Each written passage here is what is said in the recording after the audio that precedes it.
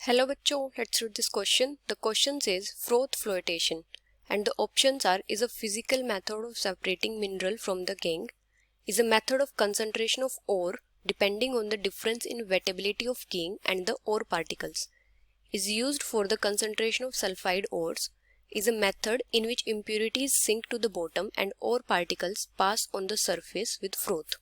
अभी अगर हम की कॉन्सेप्ट की बात करें तो यहाँ पे हमारा की कॉन्सेप्ट क्या होगा? अगर हम बात करें फ्रोथ फ्लोटेशन की,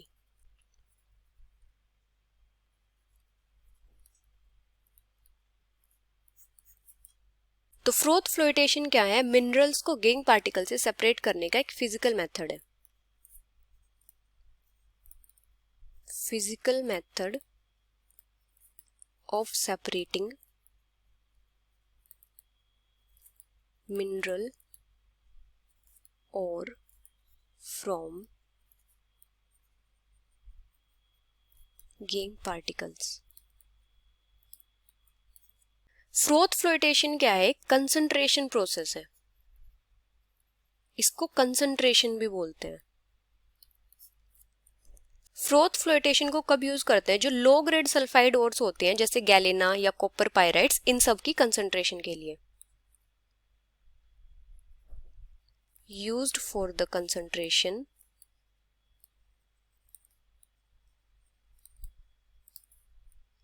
of low grade sulfide ores like galena जैसे lead sulfide, copper pyrites etcetera. और जो फ्रोथ फ्लोटेशन प्रोसेस है ये किस फैक्ट पे बेस्ड होती है कि जो गेंग और ओर पार्टिकल्स होते हैं उनकी डिफरेंट डिग्री होती है वेटेबिलिटी की वाटर के साथ और पाइन ऑयल के साथ। Based on the fact that gangue and ore particles have different degree of wettability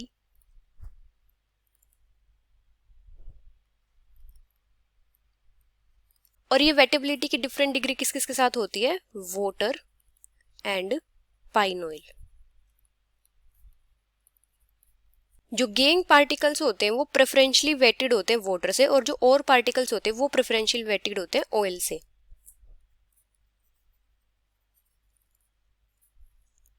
गेंग particles are preferentially wetted by water while the ore particles are wetted by oil। यहाँ पे क्या होता है? फ्रोथिंग एजेंट्स को add किया जाता है। फ्रोथिंग एजेंट्स आर एडेड। यहाँ पे क्या होता है? जब फ्रोथिंग एजेंट्स को ऐड करते हैं तो वो क्या करते हैं? जो इम्प्योरिटीज होती हैं उनकी फ्लोटेशन प्रॉपर्टीज को एक्टिवेट और डिप्रेस कर देते हैं, जिसकी वजह से क्या होता है? जो इम्प्योरिटीज होती हैं वो सेपरेट आउट हो जाती हैं। तो मतलब हम क्या बोल सकते हैं? दीज एजेंट्स एक्टिवेट्स और depresses the flotation property of other minerals present as impurities। और इसकी वजह से क्या होता है? जो इम्प्योरिटीज होती हैं वो तो बॉटम में रहती हैं और जो और पार्टिकल्स होते हैं वो सरफेस पे रहते हैं, जिससे वो सेपरेट आउट हो जाते हैं। और particles remain at the surface, मतलब ये सरफेस पे फ्लोट करते रहते हैं। और जो इम्प्योरिटीज होती हैं सिंक एट द बॉटम। अभी यहाँ पे स्टेटमेंट्स क्या क्या गिवन है, is a physical method of separating mineral from gangue, तो ये स्टेटमेंट भी करेक्ट है। सेकंड क्या है, is a method of concentration of ore depending on the difference in wettability of gangue and the ore particles, तो ये भी क्या है, करेक्ट स्टेटमेंट है।